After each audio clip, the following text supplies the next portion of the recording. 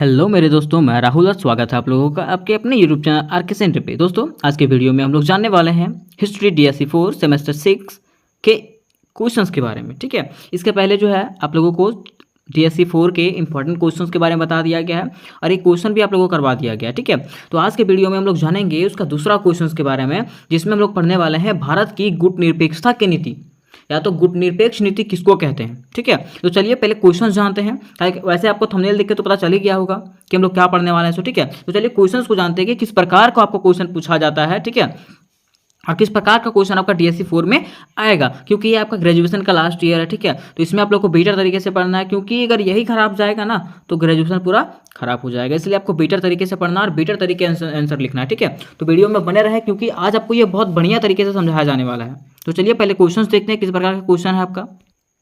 तो चलिए देखिए, यहाँ पे क्वेश्चन है दोस्तों कि भारत की गुटनिरपेक्षता की नीति की मुख्य विशेषताओं का मूल्यांकन करें। कहा है कि अभी जो जितना भी एग्जाम हुआ है हमारा कोर 13 का, कोर 14 का, डीएससी 3 का, ठीक है, उसमें से सब में जो है ना क्वेश्चंस बस अलग अलग करके दे रहा है। क्वेश्चन सेम रहता है, ठीक है, उसका पैटर्न बस अलग कर दिया है। ठीक है, उसका तरीका अलग कर दिया है, ताकि लोग क्या हो जाए, कंफ्यूज हो जाए, स्टूडेंट क्या हो जाए, कंफ्यूज हो जाए। तो ये क्वेश्चन को आपको 3 तरीके से घुमा के पूछ सकता है, तो आपको कंफ्यूज होने का जरूरत नहीं है। देखिए क्वेश्चन क्या क्या रहेगा कि भारत की गुटनिरपेक्षता नीति के बारे में बताएं, इसके मुख्य विशेषता के बारे में बताएं। ठीक है, या तो पूछेगा गुटनिरपेक्ष आंदोलन की प्रासंगिकता का परीक्षण करें। ठीक है, ये हो जाएगा।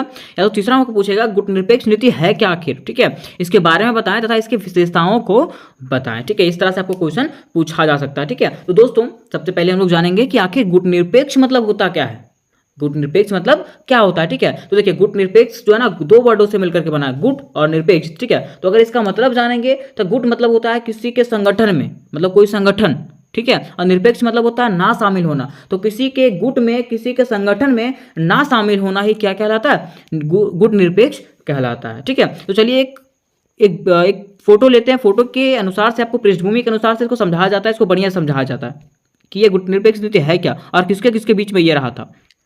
तो चलिए दोस्तों देखिए, आपका ये फोटो आ गया। ठीक है, फोटो में देखिए लिखा हुआ है क्या, गुटनिरपेक्षता नीति। ठीक है, गुटनिरपेक्ष का जो नीति था वो था। ठीक है, और ये हुआ कब, गुटनिरपेक्ष नीति आया कब। ठीक है, तो जिसमें द्वितीय विश्व युद्ध हुआ था, द्वितीय विश्व जिसमें चला था 1939 से लेकर के 45 तक। ठीक है, जब द्वितीय विश्व युद्ध खत्म हो गया ना, तो पूरा राष्ट्र जो है, पूरा देश जो है, पूरा विश्व जो है 2 भागों में बट गया, 2 गुटों में बट गया।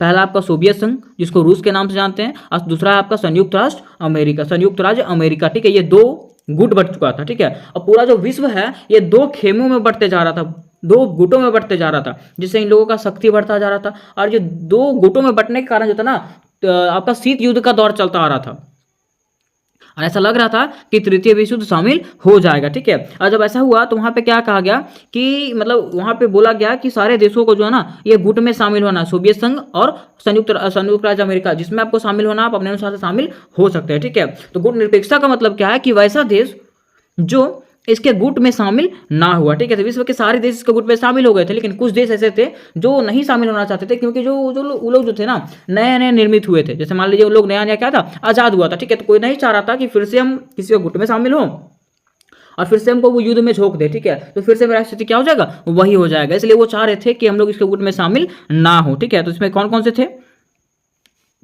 देखिए, बताया गया है कि भारत, मिस्र तथा यूगोस्लाविया ने गुटनिरपेक्षता की नीति अपनाया। ठीक है, इन लोगों ने क्या किया, गुटनिरपेक्षता की नीति अपनाया। ठीक है, ये किसी के संगठन में शामिल नहीं हुए, चाहे वो सोवियत संघ हो या तो संयुक्त राज्य अमेरिका हो। ठीक है, ये किसी के गुट में शामिल ना होकर के, ठीक है, ये गुटनिरपेक्षता की नीति अपना। ठीक है, ये अपने आप में स्वतंत्र रहना चाहते थे, ये किसी के गुट में शामिल नहीं होना चाह रहे थे। इसको डर था अगर हम गुट में शामिल होंगे तो फिर से पूर्णतः हम क्या हो जाएंगे, गुलाम हो जाएंगे। ठीक है, पूर्णतः हमें युद्ध में झोंक दिया जाएगा। जिस स्थिति से हम गुजर कर निकल चुके हैं वो स्थिति में हमको फिर से ला दिया जाएगा। ठीक है, इसलिए उन लोगों ने क्या किया, गुटनिरपेक्षता की नीति अपनाया। ठीक है दोस्तों, यहाँ तक आपको समझ में आ गया होगा, बेटर तरीके से समझ में आया होगा। तो चलिए बढ़ते हैं इसके पॉइंट की तरफ। ठीक है, किस प्रकार से इसको बताया गया। सबसे पहले हम लोग समझेंगे गुटनिरपेक्ष नीति है क्या। ठीक है, देखिए सबसे पहले क्या करेंगे दोस्तों कि हम लोग पॉइंट बनाएंगे, पॉइंट नहीं बनाएंगे। सबसे पहला पॉइंट हम लोगों का रहेगा गुटनिरपेक्षता का अर्थ। गुटनिरपेक्षता का आखिर अर्थ क्या है। ठीक है, तो देखिए गुटनिरपेक्षता का अर्थ क्या है, तो गुटनिरपेक्षता का अर्थ है किसी भी देश द्वारा बनाए गए गुट या संगठन में भाग ना लेना तथा उससे दूरी बना करके रखना ही गुटनिरपेक्षता कहलाता है। मतलब किसी देश द्वारा कोई गुट बनाया गया है। ठीक है, जैसे मान लीजिए हम ही है। ठीक है, कोई कमेटी बनाया गया है। ठीक है, तो वो कमेटी में ना शामिल होना ही क्या है, गुटनिरपेक्षता कहलाता है। ठीक है, तो वही पे हुआ था कि बताया गया कि किसी भी देश के बनाए गए संगठन में शामिल ना होना, ठीक है, और उसे दूरी बना करके रखना, कि क्या कहलाता है, गुटनिरपेक्षता कहलाता है। आपको देखिए बताया गया है गुट निरपेक्षता जो है दो शब्दों से मिलकर के बना है, पहला गुट और दूसरा निरपेक्षता, ये आपको पहले भी बता दिया गया, ठीक है। जिसका अर्थ अगर जाने तो गुट का मतलब क्या होता है, संगठन होता है, और निरपेक्षता का मतलब क्या होता है, शामिल ना होना, ठीक है। तो मतलब किसी के गुट में शामिल ना होना ही क्या कहलाता है, गुट निरपेक्षता का नीति कहलाता है, ठीक है। यहाँ तक तो हम लोग समझ गए कि गुट निरपेक्ष नीति आखिर है क्या, ठीक है। दोस्तों इसके अगले पॉइंट पे हम लोग बनाएंगे गुट निरपेक्षता का उदय, आखिर जो ये गुट निरपेक्ष नीति जो था उसका उदय कहाँ से हुआ, ठीक है, किस प्रकार से इसका उदय हुआ, तो इसको हम लोग जानेंगे। थोड़ा सा देखिए इसका उदय कैसे हुआ। देखिए उदय, देखिए यहाँ हम लोग अगर जानेंगे ना तो ये जो था गुट निरपेक्ष नीति का उदय आपको सारांश में बता दिया गया था, पृष्ठभूमि में बताया गया था, ठीक है, कि द्वितीय विश्व युद्ध हुआ था, उसके बाद क्या हुआ कि पूरा विश्व जो था ना दो गुटों में बट गया था, एक संयुक्त राष्ट्र अमेरिका था, ठीक है, और दूसरा क्या था आपका सोवियत संघ, ठीक है। तो वही आपसे बताया गया है कि द्वितीय विश्व युद्ध के बाद संपूर्ण विश्व दो गुटों, पूंजीवादी गुट तथा साम्यवादी गुट में बढ़ जाना एक महत्वपूर्ण घटना था, ठीक है। इसने अंतर्राष्ट्रीय संबंधों में शीत युद्ध की अवधारणा को जन्म दिया। अमेरिका तथा सोवियत संघ अपने अपने धड़ों को मजबूत बनाने के प्रयास में करने लगे, ठीक है, जिससे तृतीय विश्व युद्ध की संभावना प्रबल हो गई। अब देखिए हुआ क्या कि द्वितीय विश्व युद्ध के बाद क्या हुआ कि दो गुट बट गए, ठीक है, पूरा विश्व जो था दो भागों में बट गया, आपका सोवियत संघ और संयुक्त राज्य अमेरिका, ठीक है। अब ये लोग क्या किया कि अपना अपना स्थिति मजबूत करने के लिए लग गया, ठीक है। ये लोग सोच रहा था कि सारा देश मेरे में शामिल हो, और वो सोच रहा था कि सारा देश मेरे में शामिल हो, मतलब ये अपना स्थिति को मजबूत करने में लग गए, और यह मजबूत करने के चक्कर में ये लोगों का क्या हो गया, शीत युद्ध का दौर स्टार्ट हो गया, मतलब उन लोगों के बीच में जो था ना तानाबानी होने लगा, ठीक है। किसके बीच में, तो अमेरिका और सोवियत संघ, ठीक है। यहाँ पे देखिए और ऐसा स्थिति आ गया था ना वहाँ पे कि तृतीय विश्व युद्ध लगता हो ही जाएगा, ठीक है। अब देखा हुआ तीसरी दुनिया के सामने अपने अस्तित्व का खतरा उत्पन्न हो गया, ठीक है। अब उनके सामने बड़ी चुनौती थी कि वे किस गुट में शामिल हो या ना हो, ठीक है। अब देखिए वहाँ पे जो देश थे उन लोगों के सामने यही चुनौतियां थी कि हम क्या हों, हम संयुक्त राष्ट्र संघ के साथ हों कि संयुक्त राज्य अमेरिका के साथ हो, मतलब सोवियत संघ के साथ रहें या तो संयुक्त राज्य अमेरिका के साथ रहें, ये तो बड़ा उन लोगों के लिए चुनौती था वहाँ के देश के लिए, ठीक है।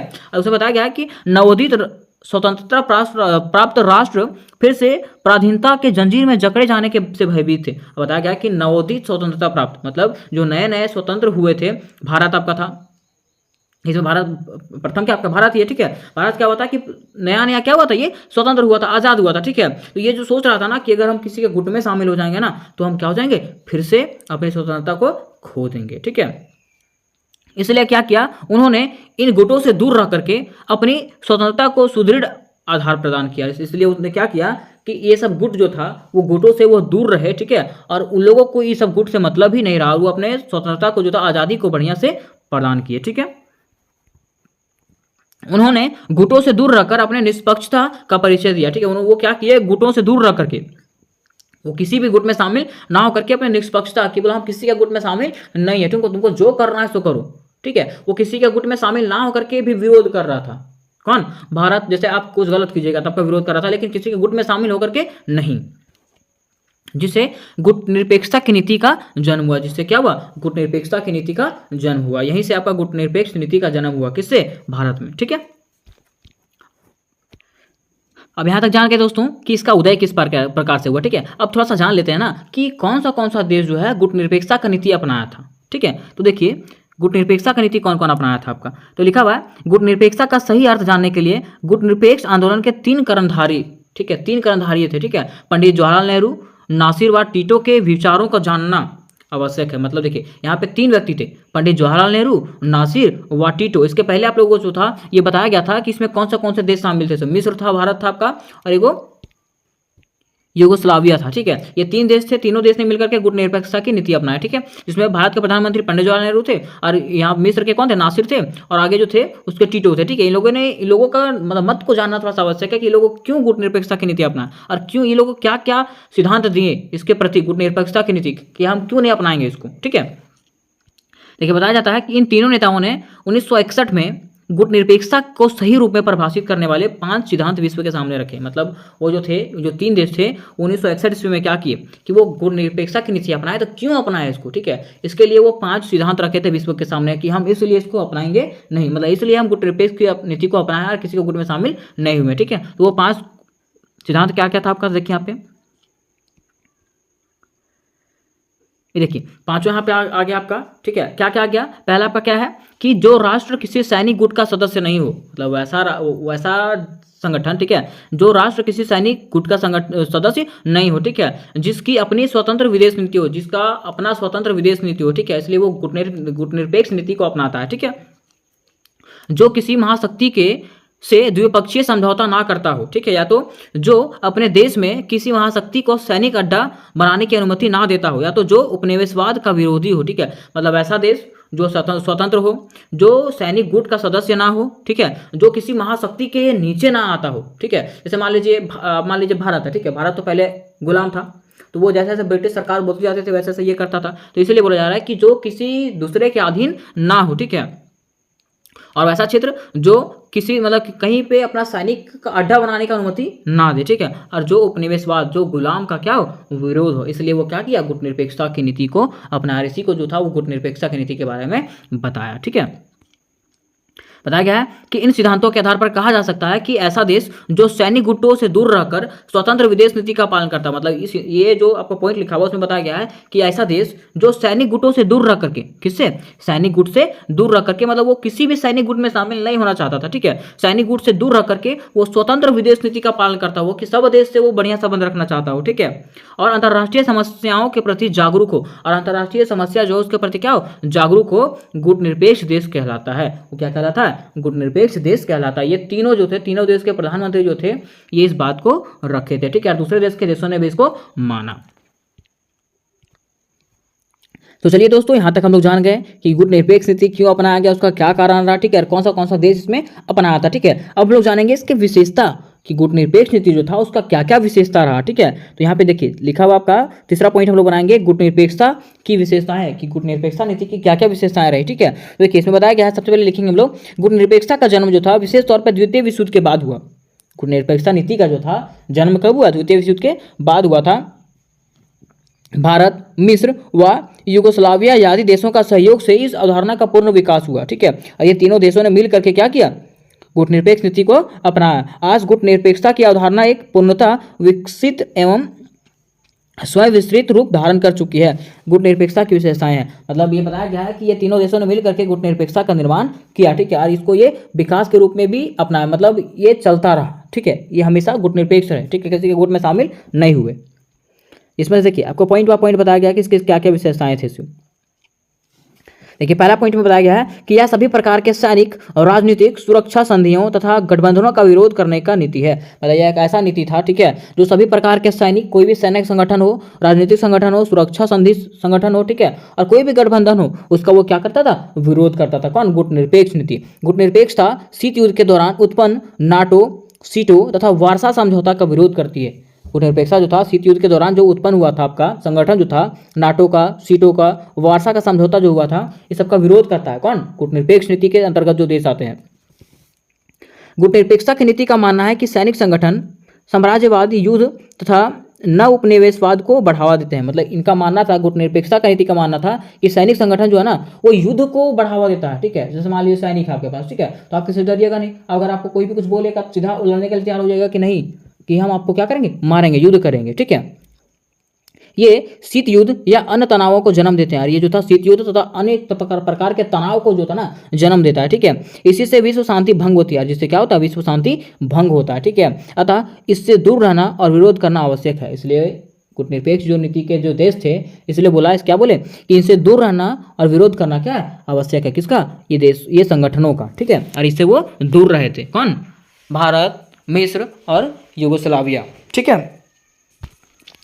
अब देखिए दूसरा पॉइंट बताया गया आपको कि गुटनिरपेक्षता शीत युद्ध का विरोध करता है। गुटनिरपेक्षता जो था शीत युद्ध का भी विरोध करता है, ठीक है। भारत जैसे गुटनिरपेक्ष देश शीत युद्ध को अंतर्राष्ट्रीय शांति को भंग करने वाला तत्व मानते हैं। भारत जैसा गुटनिरपेक्ष देश जो था शीत युद्ध को क्या मानता है, अंतर्राष्ट्रीय शांति को भंग करने वाला तत्व मानता है, ठीक है। क्योंकि इससे क्या हुआ था, पूरा देश में अफरा तफरी मच गया था, ठीक है। पूरा देश जो था पागल हो चुका था कि हम किसके तरफ रहें। अगर वो संयुक्त राज्य अमेरिका की तरफ जाता था तो इधर से सोवियत संघ उसको प्रभाव डालता था, ठीक है। अगर वो सोवियत संघ की तरफ जाता था तो अमेरिका उसको प्रभाव डालता था। तो देश सब लोग पागल हो चुके थे कि हम लोग किसके तरफ जाएं, और फिर से वो तृतीय विश्व युद्ध का दौर चलने लगा था। और शीत युद्ध के सभी तनावों को दूर करने का प्रयास करती है, ठीक है। और ये इसलिए जो था गुटनिरपेक्षता की नीति से शीत युद्ध को दूर करने का नीति का पालन करता है, ठीक है। ये सोच रहा था कि ये जो देश थे वो सोच रहे थे ना कि इसका विरोध करेंगे और गुटनिरपेक्ष होकर के, मतलब किसी का गुट में शामिल ना होकर के शीत युद्ध के दौर को क्या करेंगे, कम करेंगे, खत्म करेंगे, ठीक है। अगला पॉइंट बताया गया गुटनिरपेक्षता स्वतंत्र विदेश नीति का पालन करने में विश्वास करती है। गुटनिरपेक्षता नीति जो है वो सोच रही थी कि हम लोग क्या करेंगे, स्वतंत्र रूप से विदेश नीति का पालन करेंगे। स्वतंत्र विदेश नीति का मतलब जैसे मान लीजिए हम लोग स्वतंत्र रहेंगे और जिस प्रकार से चाहे उस प्रकार से हम लोग अपना विदेश नीति को अपना सकते हैं। उसका मानना यह है कि गुटबंदियों और राष्ट्रीय हितों के लिए हानिकारक है। मतलब उन लोगों का मानना था कि गुटबंदी जो है ना वो राष्ट्रीय हित के लिए क्या हानिकारक है, ठीक है। वो किसी राष्ट्र के लिए जो ना विकास का कार्य नहीं करता है, ठीक है। वो किसी राष्ट्र को जो है युद्ध में ही धकेल देगा। इसलिए भारत हमेशा अपने विदेश नीति में गुटनिरपेक्षता का आधार मानता रहा, ठीक है। इसलिए जो भारत जो था अपने विदेश नीति में गुटनिरपेक्षता को आधार मानता रहा, ठीक है।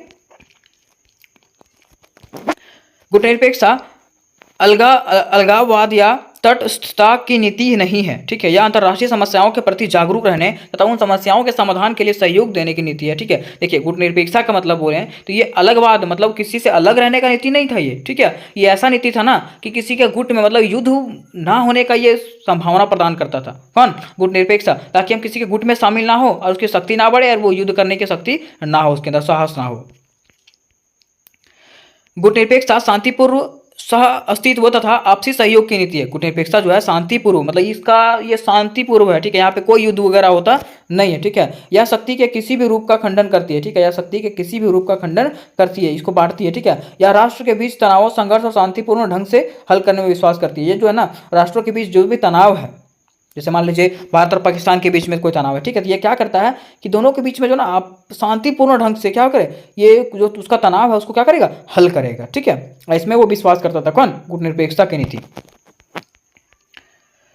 यह राष्ट्रीय हितों को प्राप्त करने का कूटनीति साधन नहीं है, या जो राष्ट्रीय हितों को प्राप्त करने का कूटनीति साधन नहीं था, ठीक है। या युद्ध का लाभ उठाने के किसी भी अवसर का विरोध करती थी, देखिए। और यह जो था अगर युद्ध होने का, ठीक है, जैसे मान लीजिए युद्ध होने का जो चांस है उसको ये मना करता था, इसको विरोध करता था कि ऐसा कोई भी कंडीशन ना हो जिससे दोबारा युद्ध के लिए वो प्रोत्साहित हो, ठीक है। यह एक सकारात्मक गतिशील नीति है, जो था सकारात्मक गतिशील नीति है। यह विदेशों के साथ मधुर संबंधों की स्थापना करके राष्ट्रीय हितों की प्रगति पर बल देती है, ठीक है। यह जो था विदेशों के साथ, या मतलब गुट के साथ नहीं रहता था, ठीक है। यह विदेशों के साथ अच्छा संबंध बनाता था, ठीक है, तथा अपने राष्ट्रीय हितों को, ठीक है, वो प्राप्त करता था, अपने राष्ट्र को विकास करने पर बल देता था ये, ठीक है। किसी गुट में शामिल ना हो, किसी के गुट में शामिल होकर के किसी के प्रति अपना दिखावा नहीं करता था ये, ठीक है। ये सोचता था कि हम क्या रहेंगे, अलग रहेंगे और अपने देश की आज़ादी को बरकरार रखेंगे, ठीक है। ताकि अगर किसी के गुट में शामिल हो जाएंगे तो क्या हो जाएगा, हमारा आज़ादी फिर से छीना जा सकता है, इसलिए वो किसी के गुट में शामिल नहीं हुआ। दोस्तों अब हम लोग यहाँ तक जान गए कि इसके क्या क्या विशेषताएं हुए, ठीक है। अब हम लोग इसके आगे जानेंगे कि गुटनिरपेक्षता को प्रोत्साहन देने वाले तत्व, कि गुटनिरपेक्षता को कौन प्रोत्साहन दे रहा है, कौन बढ़ावा दे रहा है, ठीक है। तो सारे देश जो हैं मिलकर के गुटनिरपेक्ष क्यों अपना रहे, जो नीति था गुटनिरपेक्षता की नीति उसको क्यों अपना रहे सारे देश। देखिए बताया गया है कि एक द्वितीय विश्व युद्ध के बाद गुटनिरपेक्षता की अवधारणा धीरे धीरे विकसित होने लगी और गुटनिरपेक्ष आंदोलन का भी तेजी से विकास होने लगा। हुआ क्या, द्वितीय विश्व युद्ध के बाद जो था गुटनिरपेक्षता की जो अवधारणा थी वो धीरे धीरे विकसित होने लगी, ठीक है। मतलब इसका विकास होने लगा, ये बढ़ोतरी होने लगा इसके बाद, और लोग जो थे ज़्यादा मात्रा में इससे जुड़ने लगे, गुटनिरपेक्ष आंदोलन में जुड़ने लगे, ठीक है। और हुआ क्या कि 1961 में जो संस्थापक देश था इसके सहित इसको संख्या कितना था, गुटनिरपेक्ष देश का संख्या कितना था, 25 था, ठीक है। लेकिन आज की संख्या जो अगर जाने तो ये 115 हो चुका है, ठीक है। धीरे धीरे गुटनिरपेक्ष आंदोलन एक महत्वपूर्ण आंदोलन बन गया, और जो धीरे धीरे जो था ये जो आंदोलन है वो क्या बन गया, एक विस्तृत आंदोलन बन गया, ठीक है, महत्वपूर्ण आंदोलन बन गया। विश्व में नवोदित राष्ट्र एक एक करके इसकी सदस्यता प्राप्त करते गए, ठीक है। और विश्व में जितने भी नए नए राष्ट्र हैं, जो नए राष्ट्र बने हैं, ठीक है, वो गुटनिरपेक्षता की नीति को अपनाते गए, ठीक है। इसके अपनाने के कारण जो है ना, इसके अपनाने के पीछे कुछ कारण है, और क्या कारण है उसको हम लोग अभी जानेंगे, क्यों इसको अपनाया जाने लगा, ठीक है। तो देखिए ये आपके कारण है, ये आपके जो 7 पॉइंट हैं ये आपके कारण है, ठीक है। पहला पॉइंट क्या आपका, साम्राज्यवाद तथा उपनिवेशवाद का भय। दूसरा है शीत युद्ध का वातावरण। तीसरा स्वतंत्र विदेश नीति की इच्छा। चौथा आपका गठबंधन राजनीति का विरोध। पांचवा है आपका राष्ट्रवाद पर आधारित राष्ट्रीय हित की भावना। छठा आपका आर्थिक विकास की आवश्यकता। और सातवां आपका है अंतर्राष्ट्रीय संबंधों में सक्रिय भूमिका अदा करने की भावना, ठीक है। ये आपका पॉइंट है, ठीक है। अब देखिए यहाँ पे आपका पहला क्या था, साम्राज्यवाद तथा उपनिवेशवाद का भय, ठीक है। इसमें क्या लिखना है आप लोगों को कि साम्राज्यवाद मतलब क्या था कि वहां पे लोगों को जो था ना, वहां के देशों को जो था, नए नए जो देश बन रहे थे उन लोगों को ये डर था, ठीक है, कि कहीं अगर हम लोग गुट में शामिल हुए और गुट में शामिल होने के बाद वो फिर से हम लोग को क्या कर देगा, युद्ध में ही धकेल देगा, क्योंकि तृतीय विश्व युद्ध का वहां पे चलन भी चल रहा था, ठीक है। तो वो क्या करता, गुट में शामिल करके वो फिर से युद्ध में धकेल देता, उस चीज का डर था उन लोगों को, इसलिए वो लोग गुट निरपेक्षता की नीति को अपनाए, ठीक है। फिर दूसरा आपका क्या है, शीत युद्ध का वातावरण। वहां पे क्या था कि शीत युद्ध बनते जा रहा था, जब द्वितीय युद्ध के बाद जो था दो गुट बन गया था, पूरा विश्व में दो गुट बना था आपका। तो वहां पे क्या था कि दोनों के बीच में जो था परस्पर जो था ना, क्या चल रहा था, परस्पर जो था उन लोगों के बीच में दुश्मनी चल रहा था, आपका सोवियत संघ और संयुक्त राज्य अमेरिका के बीच में, ठीक है। तो इसलिए जो थे वहाँ के जो देश थे वो लोग सोच रहे थे कि हम गुटनिरपेक्ष की नीति को अपनाएंगे और वहाँ पे शीत युद्ध का जो था ना दौर को क्या करेंगे, कम करेंगे, ठीक है। उसके बाद तीसरा में आपका है स्वतंत्र विदेश नीति की इच्छा, ठीक है। वहाँ के जो देश थे, जो नए निर्मित जो देश थे, ठीक है, वो लोग क्या चाह रहे थे कि हम लोग इसके गुट में शामिल ना होकर के क्या करेंगे, स्वतंत्र विदेश नीति की इच्छा करेंगे, मतलब सारे देशों के साथ बढ़िया से संबंध रखेंगे। देखिए थोड़ा सा यहाँ पे इसका पॉइंट के हिसाब से देख लेते हैं थोड़ा सा। देखिए लिखा हुआ, स्वतंत्र नवोदित राष्ट्रों के सामने अपने राष्ट्रीय हितों को प्राप्त करने के लिए अंतर्राष्ट्रीय संबंधों में स्वतंत्र विदेश नीति की आवश्यकता महसूस हुई है। उनका मानना था कि यदि वे किसी गुट में शामिल होंगे तो इससे उनकी स्वतंत्रता सीमित हो जाएगी और वे अंतर्राष्ट्रीय मंच पर स्वतंत्र निर्णय नहीं ले सकेंगे। गुटबंदी को लेकर स्वीकार करने का अर्थ होगा स्वतंत्रता का त्याग। देखिए वो लोग यही चाह रहा था, ठीक है, कि अगर वो किसी के गुट में शामिल होंगे तो उन लोगों को आज़ादी जो था वो कम हो जाएगा, फिर से उन लोगों का जो स्वतंत्रता था, वो आज़ादी जो था वो सीमित हो जाएगा, ठीक है। वो फिर से किसी के अंदर आ जाएंगे, फिर से वो मतलब उस पर कोई राज करेगा, इसलिए वो क्या किए, ये गुट निरपेक्षता की नीति को अपना, मतलब बताया कि गुट निरपेक्षता को ना अपनाने का मतलब था, मतलब अपनाने का मतलब था स्वतंत्रता का त्याग, मतलब आज़ादी को फिर से भेंट में दे देना, मतलब आपके पास आज़ादी नहीं बचा हुआ। इसलिए उन लोगों ने क्या किया, इसका विरोध किया और लोग क्या किए, गुट निरपेक्ष की नीति को अपनाए, ठीक है। इसके बाद चौथा क्या था आपका, गठबंधन राजनीति का विरोध। गठबंधन जो राजनीति था वहाँ पे द्वितीय विश्व युद्ध के बाद जो था गठबंधन जो सरकार बन रही थी, ठीक है, जैसे आपका जो संगठन बन रहा था, नाटो बन रहा था, सीटो बन रहा था, ठीक है, वर्साय बन रहा था, ये सब उन लोगों का क्या कर रहा था, विरोध कर रहा था। क्या क्या वो लोग जान रहा था कि जब संगठन जो है ना ये युद्ध का कारण बनेगा और युद्ध जब होगा तो फिर से सारे देश तो क्या हो जाएंगे, तबाह हो जाएंगे। इसलिए वो लोग क्या किए कि किसी के गुट में शामिल नहीं हुए, ठीक है, और जब गुट में शामिल नहीं हुए तो वो लोग गुट में शामिल ना होकर के इसका विरोध करने लगा, ठीक है। इसके बाद आपका पांचवा हो जाएगा युद्ध का भय और विश्व शांति का विचार, ठीक है। हुआ क्या कि शीत युद्ध के तनाव से भरे वातावरण ने तृतीय विश्व युद्ध के देशों के मन में तीसरे विश्व युद्ध का भय पैदा कर दिया, ठीक है। अब देखिए हुआ क्या कि शीत युद्ध का जो तनाव हो रहा था दोनों देशों में, ठीक है, और इसका जो वातावरण था ना, ऐसा लग रहा था ना कि तृतीय विश्व युद्ध होके ही मानेगा, ठीक है। और ये जो था लोगों के मन में जो था ना, वहाँ के देशों के बीच में जो था ना डर पैदा हो गया, उन लोगों के माइंड में ये डर पैदा हो गया कि लगता है तृतीय विश्व युद्ध हो जाएगा। बढ़ती सैनिक प्रतिस्पर्धा ने विश्व शांति को खतरा उत्पन्न कर दिया था, और वहाँ जो सैनिक प्रतिस्पर्धा जो हो रहा था, सैनिक को जो बढ़ाया जा रहा था, ये विश्व शांति को क्या कर रहा था, इसमें विश्व शांति को खतरे में डाल दिया था, ठीक है। समस्त विश्व एक आतंक के संतुलन के वातावरण या संभावित मृत्यु के वातावरण में जी रहा था, ठीक है। नवोदित स्वतंत्र राष्ट्र को तृतीय विश्व युद्ध का आभास होने लगा था तथा उन्होंने शीत युद्ध के तनाव को कम करके विश्व शांति के विचार को मजबूत बनाने का उद्देश्य से तीसरी शक्ति के रूप में गुट निरपेक्षता को बढ़ावा देने का विचार किया और इनके प्रयासों के परिणाम स्वरूप शीत युद्ध का तनाव कम हुआ, ठीक है। अब हुआ क्या कि वहाँ के जो नए नए जो देश थे, ठीक है, उन लोगों को तो डर लग रहा था कि भाई अगर हम किसी के गुट में शामिल हो जाएंगे, ठीक है, और यहाँ पे तो शीत युद्ध का दौर ही चल रहा है कि अगर किसी के गुट में शामिल हुए तो फिर से लगता है तृतीय विश्व युद्ध हो जाएगा। जब तृतीय विश्व युद्ध होगा तो फिर से हमारा स्थिति क्या हो जाएगा, खराब हो जाएगा, फिर से हम क्या हो जाएंगे, गुलाम हो जाएंगे। इसलिए वो क्या किए, तीसरी शक्ति मतलब वो दोनों शक्ति को छोड़ करके वो गुट निरपेक्षता की नीति को अपनाने लगे, ठीक है। जिसके परिणाम स्वरूप क्या हुआ कि शीत युद्ध का जो तनाव था वो थोड़ा बहुत कम हुआ, ठीक है, और विश्व शांति को मजबूती मिली, ठीक है। ऐसे क्या हुआ, गुटनिरपेक्ष देशों की संख्या धीरे धीरे बढ़ने लगी और इससे जो था गुटनिरपेक्ष जो देश थे उसका संख्या धीरे धीरे बढ़ने लगा, ठीक है। तो यहाँ तक हम लोग समझ गए कि गुटनिरपेक्ष का नीति क्या था, ठीक है, भारत में इसको क्यों अपनाया, ठीक है। तो ये डिटेल से समझ गए और उम्मीद करते हैं कि दोस्तों कि आप लोग को बढ़िया समझ में आया होगा, और अगर बढ़िया समझ में आया होगा तो ज़्यादा से ज़्यादा वीडियो को शेयर करें, क्योंकि DSC 4 का आपको टोटल तैयारी इस पर करवाया जाएगा, ठीक है। और इसके पहले जो था सारा का वीडियो का लिंक आपको डिस्क्रिप्शन में डाल दिया जाएगा। तो मिलते हैं नेक्स्ट वीडियो में, तब तक के लिए जय हिंद जय भारत।